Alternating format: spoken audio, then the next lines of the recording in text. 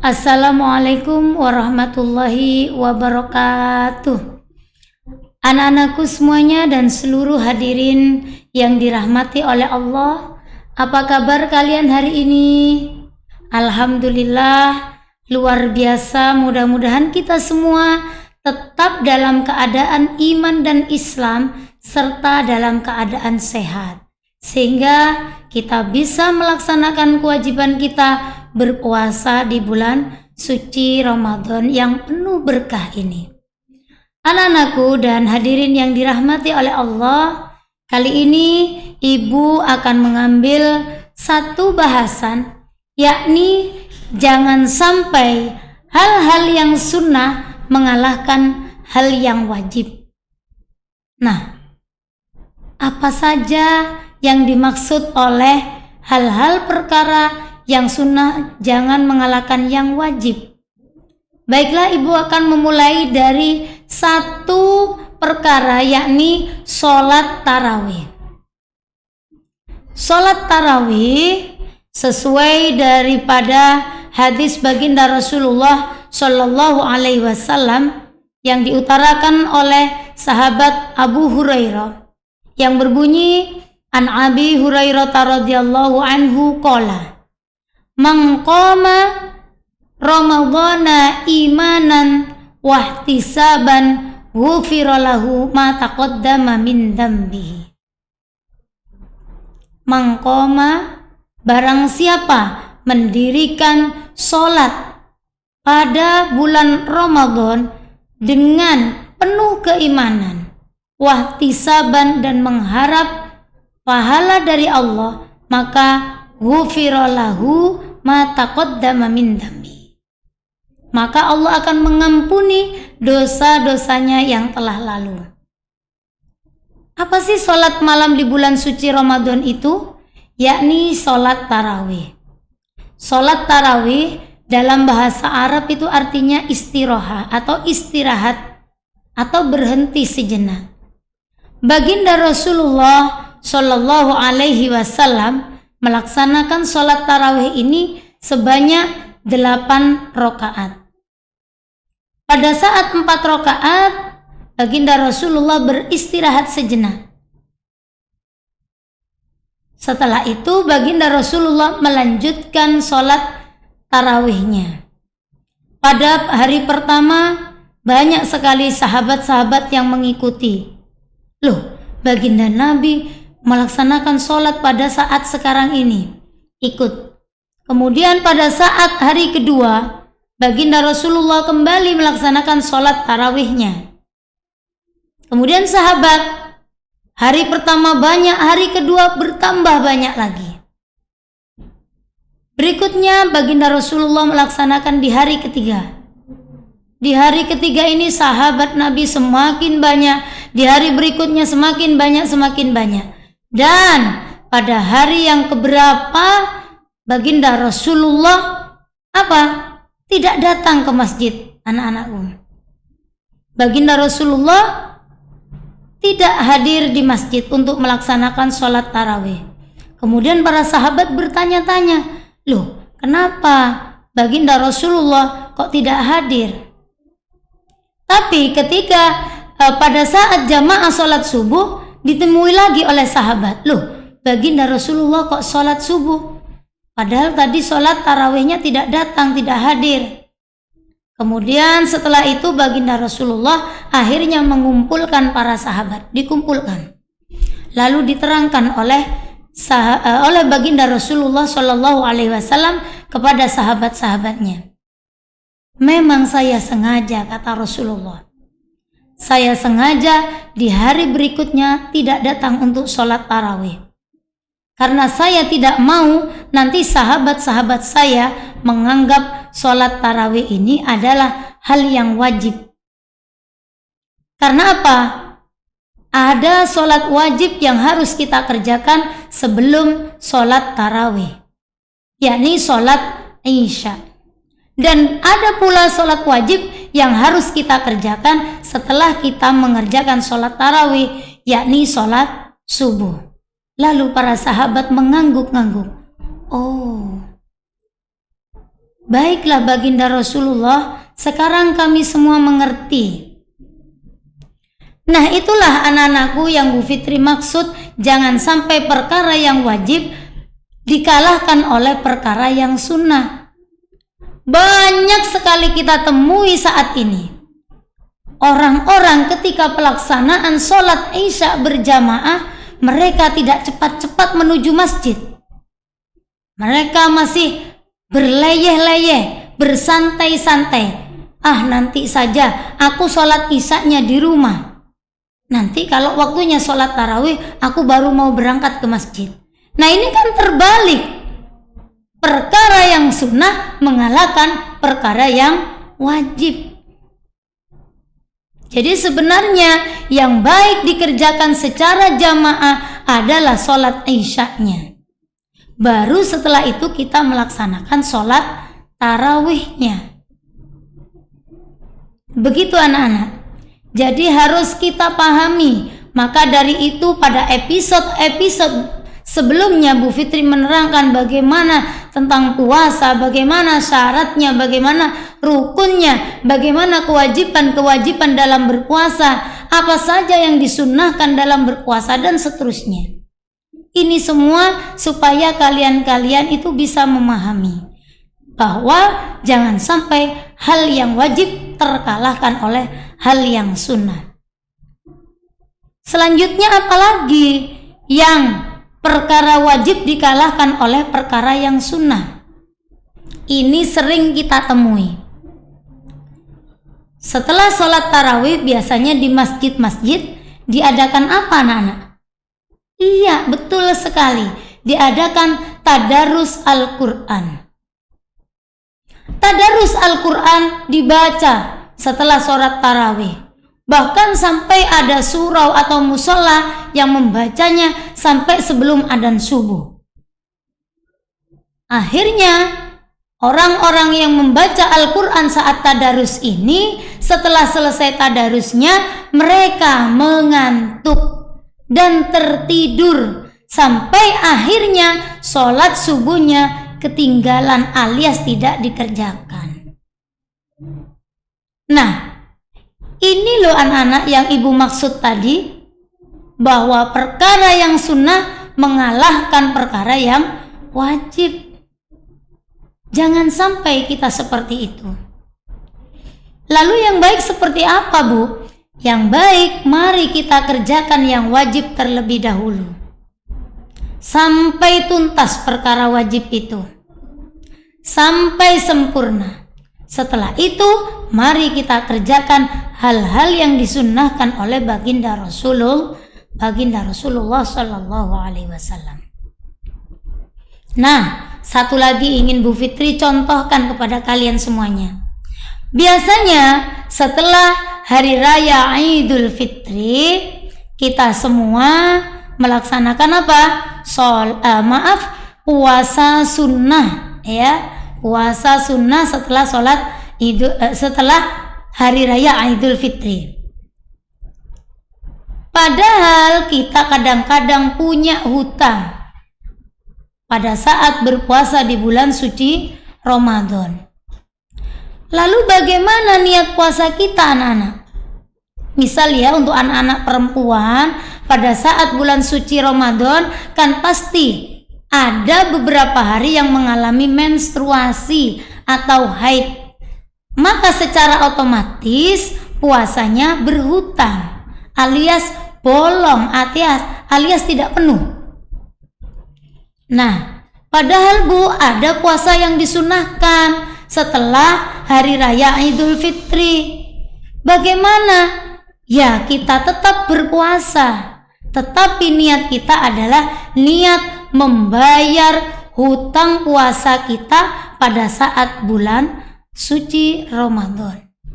Maka secara otomatis kesunahannya akan ikut. Nah, seperti itu anak-anak yang ibu maksud tadi. Artinya mari kita kerjakan yang wajib terlebih dahulu sampai sempurna. Bu, saya mau sholat tarawih, tapi gak di masjid, saya jamaah sendiri dengan keluarga saya. Boleh, Bu, ada yang bertanya lagi, saya mau mengerjakan sholat tarawih, tapi nanti saya barengkan dengan sholat qiyamul lail saya, Bu, yakni sholat tahajud, sholat hajat pada pukul 2 malam. Boleh nggak, Bu? Boleh.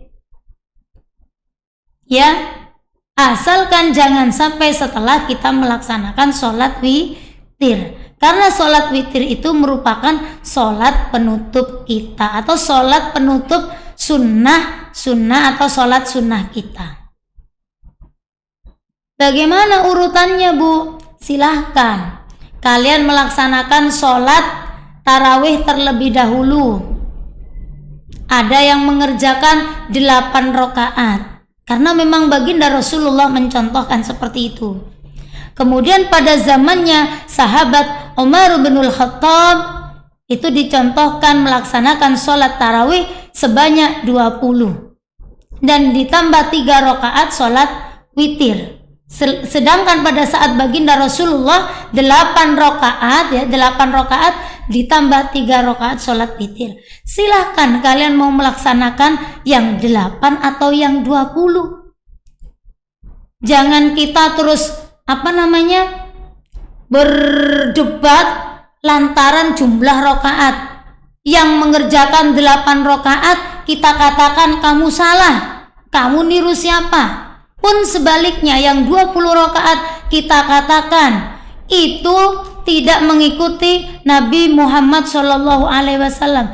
Tidak usah berdebat perkara jumlahnya sholat atau jumlah rakaatnya sholat tarawih. Yang penting kita mengerjakan dan kita punya landasan hukumnya masing-masing. Lalu setelah sholat tarawih, mari kita kerjakan sholat tahajudnya, lalu sholat hajatnya, lalu sholat tasbihnya. Terakhir kita tutup dengan sholat witir. Sambil menunggu adzan subuh, kita baca-baca lagi Al-Quran kita, yakni lanjutan daripada tadarus. Baru setelah adzan subuh kita laksanakan sholat subuh. Nah, itulah anak-anak, mudah-mudahan kita semuanya menjadi orang yang berhati-hati dalam melaksanakan ibadah, dan kita tidak mudah menjadi orang yang mengkafirkan kepada orang lain, ataupun tidak mudah menyebut orang lain yang salah dan kita menjadi orang yang paling benar. Karena sesungguhnya ibadah itu sendiri yang menilai adalah Allah Subhanahu wa Ta'ala, dan bisa merasakan apakah ibadah kita ini diterima oleh Allah atau tidak itu adalah diri kita masing-masing. Orang lain tidak bisa menilai kita, pun sebaliknya kita tidak bisa menilai orang lain. Maka mari kita saling berhati-hati, mari kita melaksanakan yang wajib, dan mari kita lanjutkan dengan perkara yang sunnah. Demikian yang yang Ibu sampaikan, semoga menjadi manfaat adanya untuk kita semuanya, dan semoga bisa menjadi arahan untuk kita semuanya beribadah menjadi lebih baik. Akhirul kalam, wallahu muwaffiq ila aqwamit thoriq. Wassalamualaikum warahmatullahi wabarakatuh.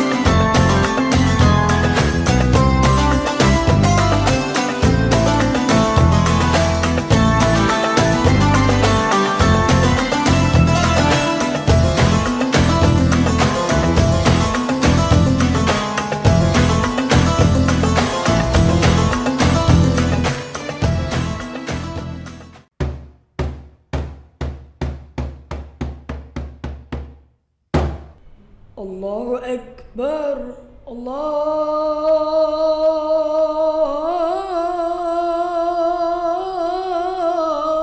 Akbar. Allahu Akbar. Allahu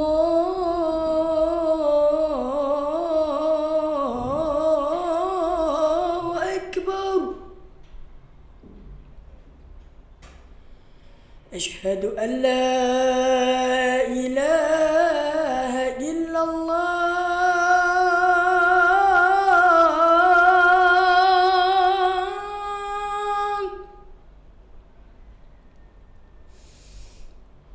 أشهد أن لا إله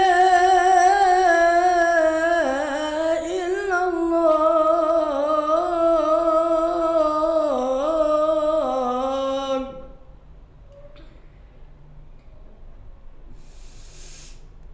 أشهد أن محمد رسول الله.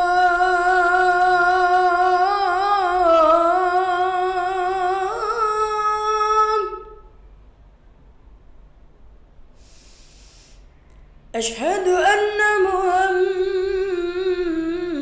رسول الله.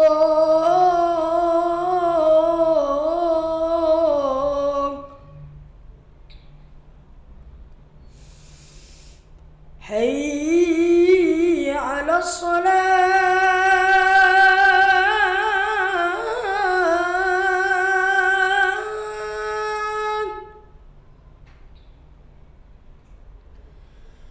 حي على الصلاة.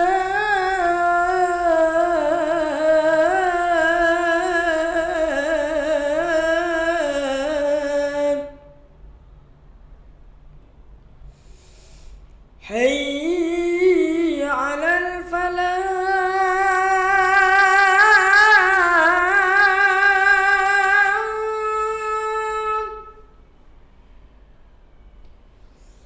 حي على الفلاح.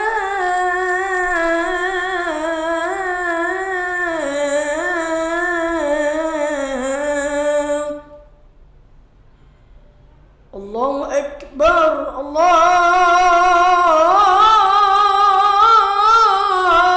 أكبر. لا إله إلا الله.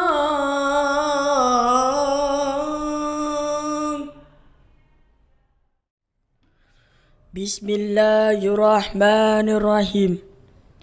اللهم رب هذه الدعوة التامة والصلاة القائمة آت سيدنا محمدا وسيلة والفضيلة والشرف والدرجة العالية الرفيعة وابعثه مقاما محمودا الذي وعدته إنك لا تخلف الميعاد. بسم الله الرحمن الرحيم.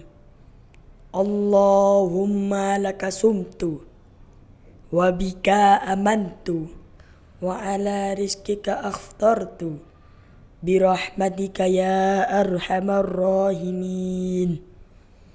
Ya Allah, untukmu aku berpuasa, denganmu aku beriman, dan atas rezekimu aku berbuka. Dengan rahmatmu ya Allah, Tuhan Maha Pengasih. Amin ya Rabbal Alamin.